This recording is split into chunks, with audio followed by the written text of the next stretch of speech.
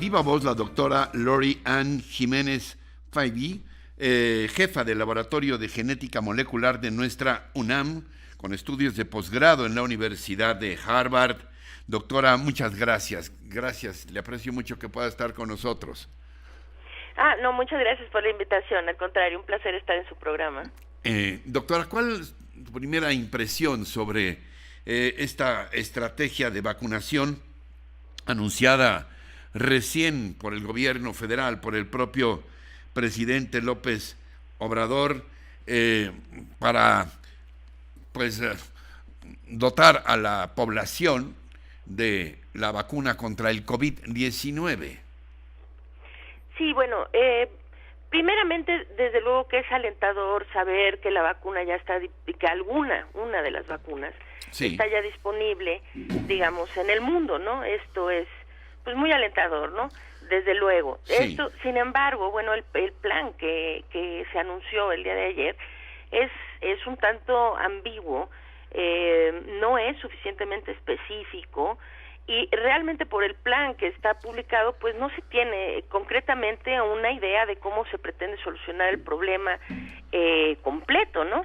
Porque, digamos, el plan pues habla, desde luego, que se describe que la vacuna de Pfizer va a venir muy pronto y que de esta se van a tener 250,000 dosis en nuestro país en los meses de diciembre y enero. Nada más que, pues bueno, 250,000 dosis realmente son ni siquiera un arranque, digamos, en forma, ¿verdad? Es muy poco. Sí. ¿Por qué? Porque 250,000 dosis de una vacuna que requiere 2 dosis para inmunizar a una persona significa que van a ser, estas dosis son suficientes solo para inmunizar a 125,000 personas. Claro. En un país de 129 millones, en donde además pues sabemos que se necesita por lo menos el 70% de la población vacunada para que, digamos, que podamos despreocuparnos del problema de la pandemia, o se empiece a impactar sobre la disminución en los casos y en la pérdida de vidas. Entonces, pues sí, 125,000 personas vacunadas, pues realmente es un arranque muy escueto, ¿no? Ahora, claro, esto se supone que está dirigido al personal de la salud, pero incluso, y lo cual me parece muy acertado, de hecho, me parece muy acertado que se inicie la vacunación con el personal de la salud, desde luego, ¿no? Sin embargo, pues sí, en un país en donde hay más de 750,000 miembros del personal de salud, pues sí es de dudarse quiénes van a ser los 125,000 afortunados y por qué fue que fueron seleccionados ellos por encima del otro 500,000, ¿verdad? Sí, llaman la atención también otros aspectos.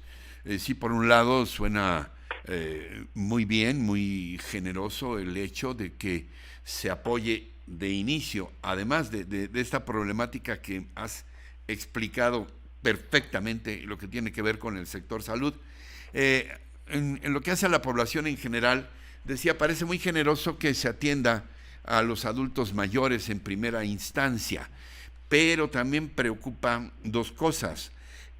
Una, que se haya dejado a la población activa, digamos, a la población que en principio es más activa, entre 20 y 50 años, los que salen a la calle a ganarse la vida día a día, y también a los menores de 16 años, a los que se posterga, bueno, en el caso de la población activa, hasta el 2022 prácticamente, finales del 21, principios del 22, y no se contempla vacunar a los de 16 años para abajo, doctora. Bueno, a ver, sí es un punto, porque ninguna de las vacunas que están ahorita siendo probadas han sido realmente, los estudios no han incluido niños. Esto quiere decir que todas las poblaciones que han sido estudiadas son mayores de 18 años, queriendo decir que ninguna de las vacunas, no es solo la de Pfizer, y no es una situación solo de nuestro país. De hecho, hablar de vacunación en menores de 16 años en este punto es absolutamente imposible, porque ninguna de las vacunas puede ser en este momento administrada a menores de 18 años, porque simple y sencillamente no hay los estudios en esa población. Pero ahora, tiene usted desde luego que un punto que es sumamente importante, porque hablar de, vamos a decir, se habló ayer en este plan de que, bueno, vamos a iniciar con la población de mayor edad. Creo que la intención de esto es querer decir que como ellos son más vulnerables, no a la infección desde luego, pero sí a complicarse si se infectan, entonces que se empezara generosamente por una población vulnerable, ¿no?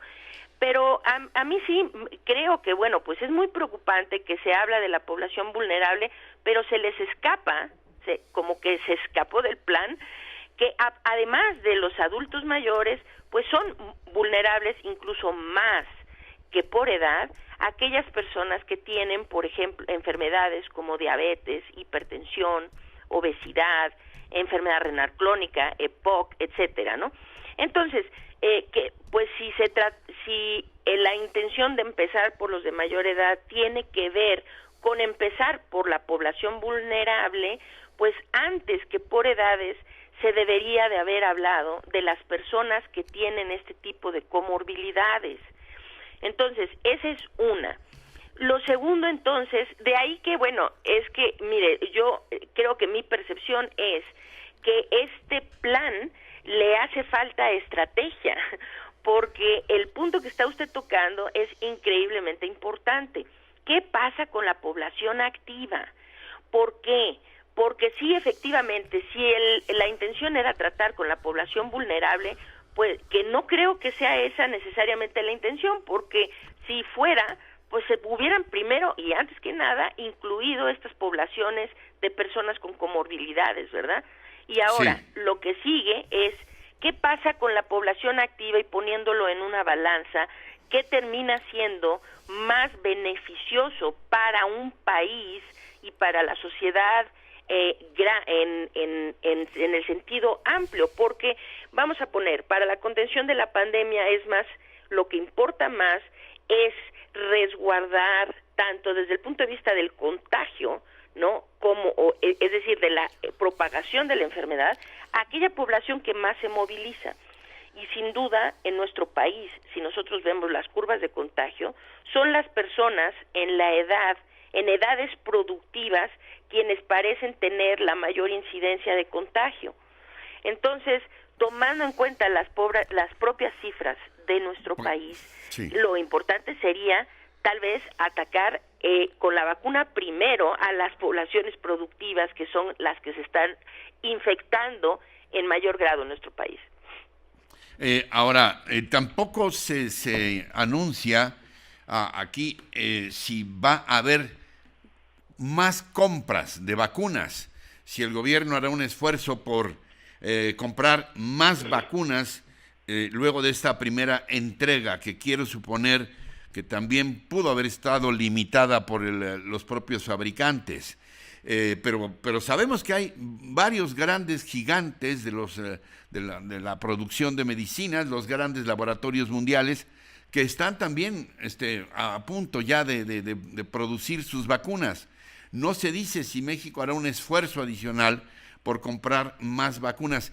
Y algo que también me parece importante, doctora, no sé tú qué opines, pero que sería el hecho de que las personas que puedan, compren sus vacunas debidamente autorizadas por la COFEPRIS, no sé, de algún modo garantizar que son vacunas efectivas, pero aliviar, digamos, la carga al propio gobierno de vacunar a todos gratuitamente. Sí, es que me suena que esto que se dijo ayer, o narrativa, ¿no?, que se manejó ayer, que la vacuna va a ser universal y gratuita, me suena más a un discurso demagógico que a una realidad, ¿no? Indiscutiblemente, es decir, la iniciativa privada, los grandes empresarios, hay muchos que estarían muy dispuestos a traer esta vacuna, incluso los grandes hospitales, ¿no?, privados de nuestro país. Claro. Y esto pues está muy bien para un sector de la población, y de hecho habría un sector de la población, porque también se está escapando esto, que la vacuna de Pfizer no es la única opción, es decir, hay una gama de vacunas que en las próximas semanas van a estar disponibles y autorizadas, de hecho, ¿no?